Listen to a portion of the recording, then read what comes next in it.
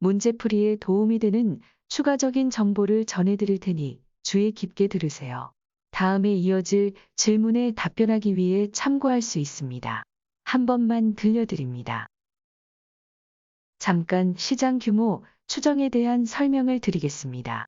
시장 규모 추정에는 바텀업 접근과 탑다운 접근이 있습니다. 우선 바텀업 접근은 상향식 시장 규모 측정입니다. 이는 세부 시장별 매출액 합산과 주요 사업자별 매출액 합산으로 나누어 볼 수 있습니다. 첫 번째 세부 시장별 매출액 합산은 지역별 매출액, 과목별 매출액 등 세부 시장별 매출액을 산정한 후 더하여 시장 규모를 구하는 방식입니다. 그러나 이 같은 기준으로는 개별 세부 시장 정보를 추정하기 어려울 뿐만 아니라 설령 정보를 가지고 있어서 시장 규모를 산정한다 하더라도 학습지 시장 전체 트렌드 특징을 단시간에 정확하게 파악하기 어려울 수 있습니다. 두 번째, 주요 사업자별 매출액 합산은 주요 사업자별 연간 매출액을 전부 더하여 시장 규모를 구하는 방식입니다. 하지만 지난해 매출액과 같은 과거의 데이터만으로는 향후 시장 규모 전망치를 산출하기 어렵습니다. 특히 이 방식으로는 매출을 견인하는 동인에 대한 분석이 어렵고 동인별로 유의미한 해석이 불가하다는 한계가 있습니다. 하지만 주요 사업자별 매출액 합산 결과는 다른 시장 추정 결과를 검증하는 참고 데이터로 활용할 수 있다는 점에서는 유용합니다. 탑다운 접근은 하향식 시장 규모 측정 방식입니다.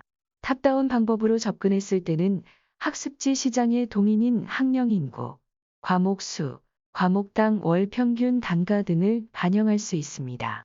또한 이 같은 동인들을 바탕으로 학습지 시장의 특성을 한눈에 파악할 수 있고 개별 동인들의 향후 변화 양상을 전망해 볼 수도 있습니다. 각 동인의 경향을 파악해서 전체 시장 변화 방향도 추정할 수 있습니다. 따라서 이 문제에서는 탑다운 방식으로 접근하는 것이 적절합니다. 앞서 기대 답안에서 추정된 시장 규모 모델을 바탕으로 유아 및 소아 대상 방문 지도형 학습지 시장 규모가 성장할 것인지 축소될 것인지 전망하고 그 근거를 말씀해 주세요. 3분간 생각할 시간을 드리겠습니다.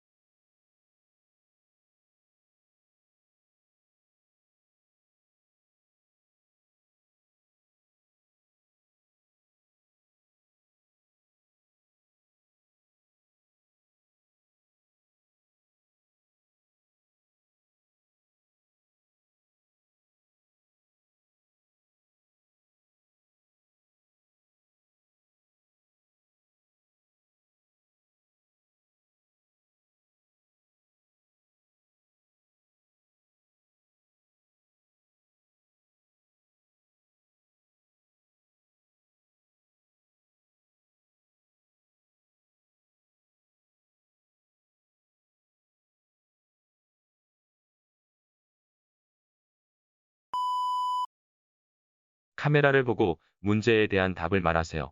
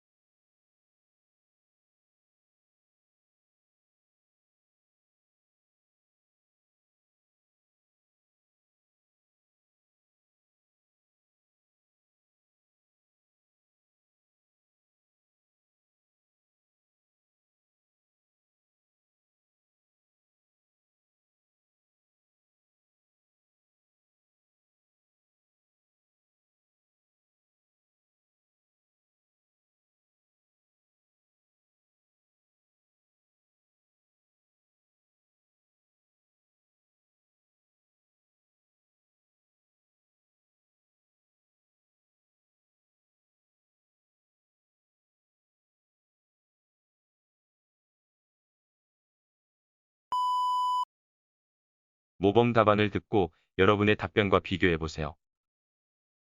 현재 어린이 학습지 시장은 학령 인구 감소로 인해 시장 내 잠재 고객 수가 줄어드는 추세이나 향후 추가 성장 가능성이 있다고 생각합니다. 앞서 검토했던 수식을 바탕으로 5년 후 어린이 학습지 시장 규모를 추정해보면 다음과 같습니다. 우선 출생률 저하로 인해 학령 인구가 감소되어 잠재 고객 전체 규모가 줄어들고 있습니다. 따라서 5년간 연평균 10% 감소를 가정하여 미취학아동은 89만으로 줄어들고 초등학생은 207만으로 줄어들었습니다. 반면 맞벌이 가정이 지속적으로 증가하고 있어 자녀 학습 관리 및 돌봄 서비스에 대한 수요가 증가하고 있으며 돌봄 서비스의 대체제로 가정 방문형 학습지에 대한 수요가 증가하고 있어 학습지 구독률은 60%로 증가하였습니다. 또한 외국어, 예체능, IT 등 신규 과목에 대한 수요가 증가하여 미취학 아동은 3과목으로 초등학생은 4과목으로 늘었으며 과목당 월 평균 단가 또한 최신 IT 기술을 적용한 교구 및 학습 관리 서비스 도입으로 인해 4만원에서 5만원으로 5만원에서 6만원으로 증가하였습니다. 따라서 어린이 학습지 시장 규모는 2017년 약 3조 600억 원에서 2022년 약 4조 5,381억 원으로 총 시장 규모 48% 성장했습니다.